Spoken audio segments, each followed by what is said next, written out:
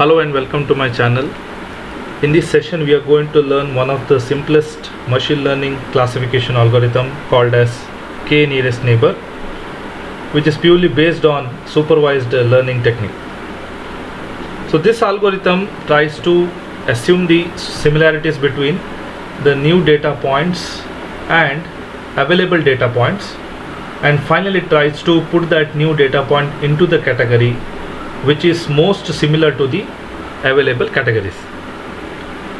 This algorithm usually tries to store the data set at the training phases, and only when it gets some new data point it tries to classify into the categories which are much similar, due to which it is also called as a lazy learner algorithm. Now for this case study, let us see the data set which we are going to take it to implement this program. The data set what we have taken for this is social network ads. So this data set is as similar as the old algorithm logistic regression we had taken for the implementation. Okay, so let's see the data set and try to analyze the data here.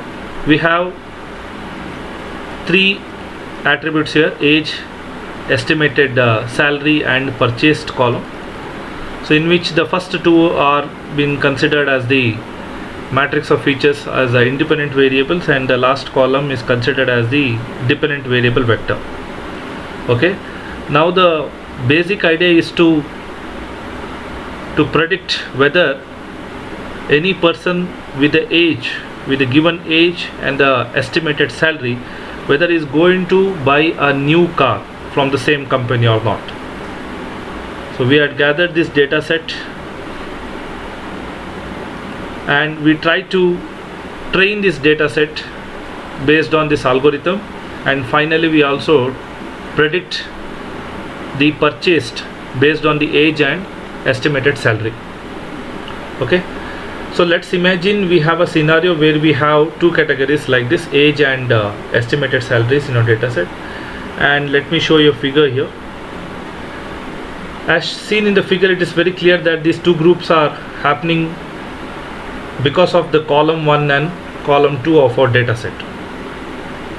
Okay, now let's say we add a new data point here, this one. Okay, so now the question is, should it fall under the red category or green category? How exactly we are trying to classify this new data point, as a red or green data point? And that's where the KNN algorithm comes to assist us to classify to the right label. Okay, first let us understand how this algorithm is going to work, and finally we will try to implement this algorithm in Python. The step 1 in this algorithm is to choose the number of k neighbors. Choose the number of k neighbors. That means we have to choose the number of k equals to 1 or 2, 3 or 5. And one of the most common default value for the k which is highly been used is 5. Usually we take the value of k neighbors as 5, but you can take any other values based on the data. In the step 2, we try to take the k nearest neighbors of the new data point according to some Euclidean distance. That means here we try to take the nearest neighbors based on the Euclidean distance. This is how we take. Okay, and as we know that the Euclidean distance is calculated as the distance between the two endpoints x1 y1 for the point p1 and x2 y2 for the point p2, and we try to calculate the distance based on this formula here: x2 minus x1 whole square plus y2 minus y1 whole square, and taking the square root of it will provide you the distance between the point p1 and point p2.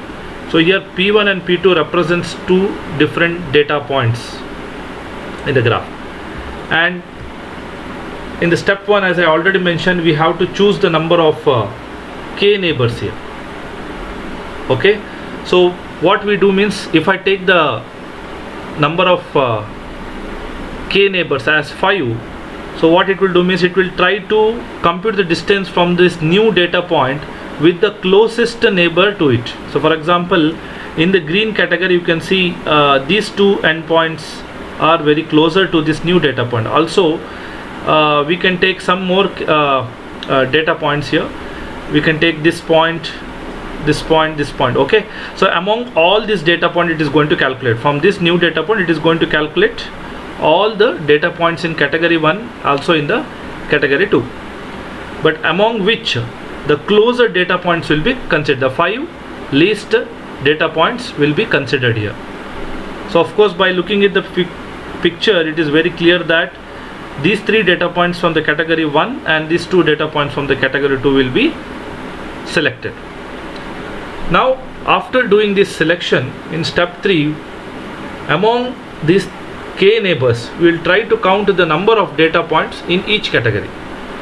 Okay, so when we try to count it, we found that these 3 points are belong to the category 1 and these 2 points are belong to category 2. Okay, now we have to assign this new data point to the category where you counted the most neighbors. It is clear that the most neighbors you counted in a category 1, because we had 3 counts data points in category 1 and 2 in category 2. This is how we try to assign the new data point to the specific categories. Okay, and finally this particular new data point will be highlighted with the red color. That means it belongs to the category 1. Okay, this is how the k nearest neighbor is going to work. It purely depends upon the value of k what you take and the data what you have. Okay, this is how the things happen. And you can see the category 1 you have 3 neighbors, in category 2 you have 2 neighbors. Finally, new data point belongs to such a category where you have the count higher than the other category, that is in category 1. Once this is ready, your model is ready. Okay, so based on this knowledge, we'll try to implement this case study using Python. Now let us go ahead and let us try to import all the libraries which are necessary here. So we have to import NumPy, Matplotlib and Pandas. These 3 libraries has to be imported at a very beginning stage, because we required all these 3 libraries to implement this program, and we execute this one by one. Successfully we are able to import all the libraries, and now we'll try to import the data set. As I already mentioned, we have social network ads as our data set. We have 3 main attributes: age, estimated salary and purchased. So usually in this study we try to learn some correlation between this age and the estimated salary, and try to predict whether the customer will purchase a new car or not. Okay, already we had taken some historical data here. Now we are going to train this data by applying this KNN algorithm, and finally we are trying to predict by giving the age and the estimated salary, and we'll verify whether that particular age, a person with that particular age and salary is going to purchase a car or not. Okay, now after we import all the libraries, we have to import the data set. This is how we do that using Pandas library. We invoke a method read_csv and we give the name of the data set, that is social network ads. We'll execute this line. We have successfully imported the data set to our workspace, and you can see in the variable explorer frame has been created, okay, with the age, estimated salary and purchase. Altogether we have 400 plus data. Okay, 400 data we have. Now it's time to convert the entire data set into 2 entities. The first is a matrix of features and the second one is a dependent variable vector. Okay, now we'll split this data set into 2 parts, one for independent variable, that is for the age and estimated salary, and the next one is for the purchase, that's for dependent variable vector. Okay, so we'll store the independent variable in the variable x, and y will store the dependent variable vector. So this is how we do that. we try to invoke a method iLocate, that is to locate the index position of the data frame. We want to consider all the rows, but we would like to consider all the columns except the last one. So :-1 and import all the values to it. Similarly, for the dependent variable vector, we try to locate the indexes of all the rows but only the last column. This is how we do that. We'll execute these lines and we can see that in the variable explorer you can find a value for X and Y, this being the age and the estimated salary. Also for Y we have only one column, that is purchased. Okay, now before we apply this algorithm, we have to split the data set into training and testing. Usually we take 25% of the data for testing and 75% for the training. It is purely based on the number of data you have. Okay, if the data size is so big, you can take for 20% and 80% also.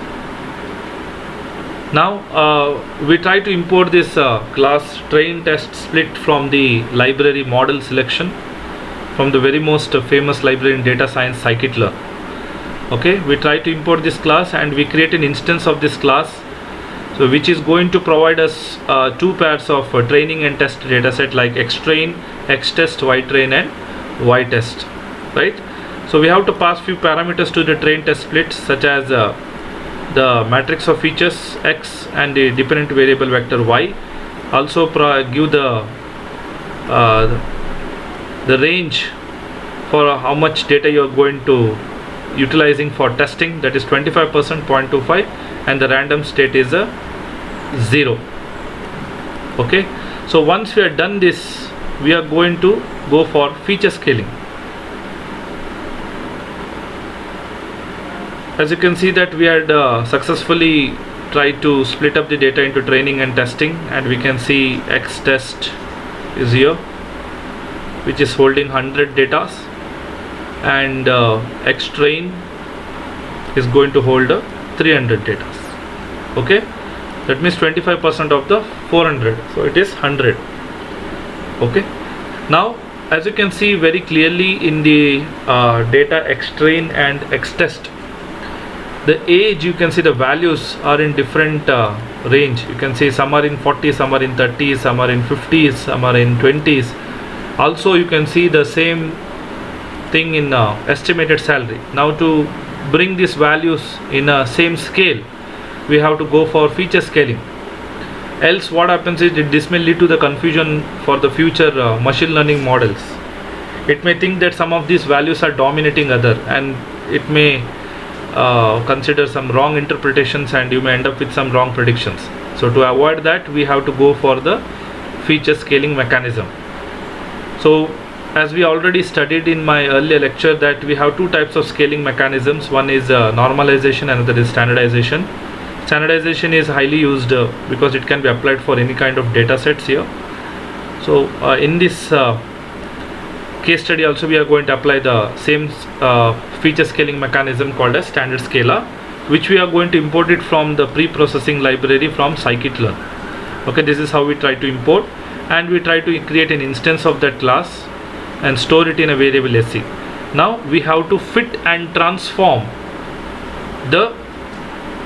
all the scaling mechanisms to the xtraining data set, okay, and store it in the same variable. That means we are going to take this data set, okay, in these two attributes are there, that is age and estimated. Now we are going to apply this feature scaling on these two data set, and the updated value whatever we have now, we will put it back to the same data set. That means now if you have, you can see the data in this range.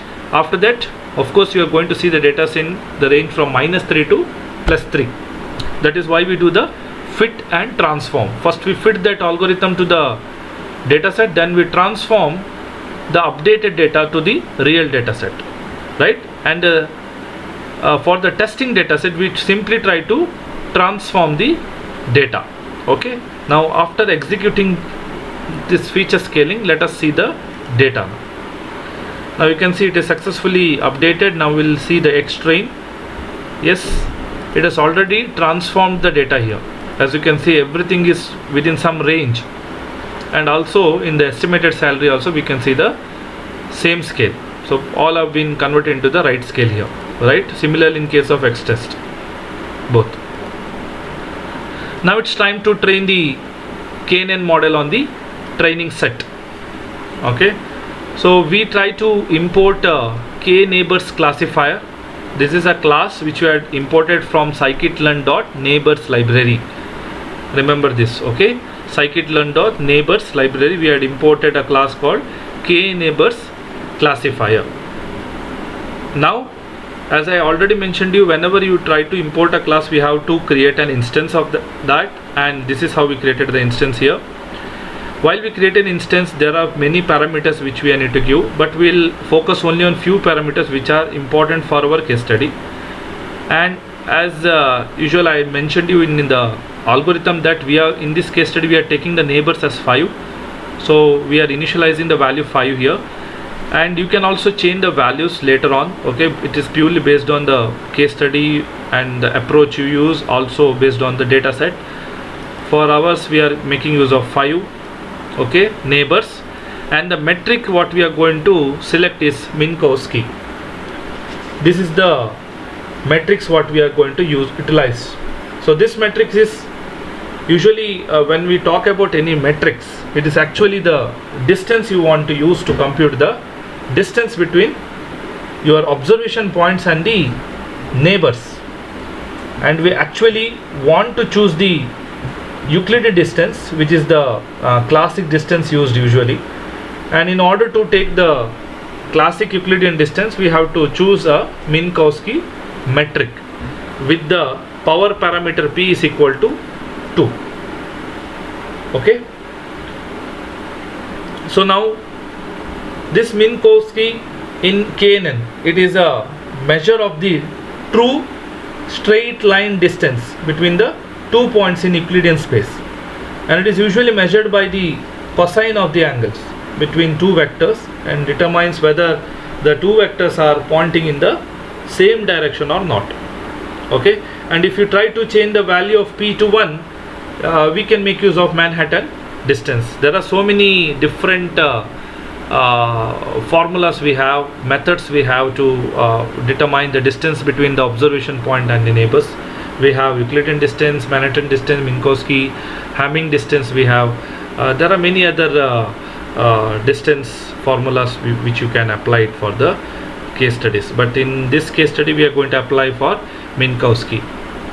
Okay, and once we create an instance of the class and passing all the parameters, we are going to fit that model to our trained data set. That is in this particular way, classifier dot fit of X train and Y train. Okay, now we'll execute these 3 lines and let us see the output here. It is very clear that the model has fit to the given data set X train and Y train. Now since the model is already fit, model is ready to use, now we'll see few predictions based on the data. Now you can see here in the data, let us try to predict some different values. In the logistic regression, we have taken the same values and we got the prediction as no. Now let us see the same value first, and later on we'll try to go further for the new values. Okay, this is how we try to predict. We use a classifier, okay, variable to and invoke a method for predict, and we try to transform the data for the value age 30 and 87,000 estimated salary. Okay, we do try to do that, and we'll, after printing this statement, we can see the value is no. That means the person with age 30 and the salary 87,000, there is no chance that he is going to purchase a new car. Now let me take some different values. Okay, let me go for, okay, I can see many ones here. Let me try to predict in this range. I'll take the value of 47 or 46. Okay, 46 with the 26,000. Let me check whether he is going to purchase a new car or not. Okay, I've taken some new values here. You can see the 46 with 26,000 is not there. We have 45 with 26,000. Now I'm just trying to predict whether he is going to purchase or not. Okay. Yes, as per the model, it is saying that he may purchase it. Okay, let me take some other values. What if I take 49 with the 41,000? Okay, 49 with the 41,000. Let me try to estimate my answer. Yes, the model is still saying he is going to purchase a new car. There is a possibility. And let me try for some other value for 20 age 20 with the 80,000. Okay, age 20 with 80,000. Let me try for this value. Okay, the model is saying is no, that particular person is not going to purchase new car, and it's very clear from all the results that it's not purely based on one single variable. Usually 80,000 is too high, but it should have been told that the person should have been purchased the car, but the model is predicting correct. Why? Because for this case study we are taken two variables. The combination of two inputs will result in the prediction. So the age is very less, and as per the data set we are seeing the age with 20, very few people have purchased the car. So based on that prediction, it is telling that the person is not going to purchase a car. Okay, now this is for a single prediction. If you want to go for multiple predictions, all the predictions in the data set, then you can go ahead with this classifier.predict of X test. Okay, since you have split the data into train and testing, so we'll try the predictions for all the testing data set we have, X test, and we will try to print up every single result in a vertical way. So that's the reason we try to concatenate the operations here, and we reshape the ypred to the vertical way, and finally we'll take ypred and ytest. Okay, the predicted value and the actual value, these both results should be displayed in horizontal. That means one after the other. Then for single result, for the multiple result, it should come row by row. Okay, that is how it works. So this will ensure the horizontal rows. Okay, for row by row, and one what we have put inside reshape will consider for vertical. One after that is considered for horizontal. Okay, we'll try to concatenate all the results into a single frame, and we'll print it. And you can see that this is for the predicted answer and the actual answer. First one is predicted, second one is the actual, and you can see predicted and actual almost are giving same. Here it is predicting 1, here also it is predicting 1. Okay, you can see that each and every single tuple is been displayed one after the other because of the one which you have put at the end. This one, 1. Okay, and this one is for vertical. Fine, this is how it displays. Okay, and you can see some mispredictions. Prediction is 1 and actual is 0. Okay, there are few mispredictions happened here, but it's okay. Any model will not give you 100% result. If it gives, then ensure that the model is overfit. Okay, then definitely for the other values it may give the wrong predictions in future. Now I can also go for some evaluation matrices here. Okay, evaluation matrices. So for that I need to import the confusion matrix and accuracy score. So confusion matrix will give you an idea how many right and how many wrong predictions have been made for the given data set. Okay, and accuracy will give you the final accuracy of the model, that how long the model is accurate. Okay, and to do that we have to import these two classes from matrix library from scikit-learn, create an instance of the class for confusion matrix and pass the values for testing and predicted value and print the value. Okay, so after you try to print the value, I think okay, I had closed it, so I need to execute all these things again. It's okay, no problem. Let me do it one by one.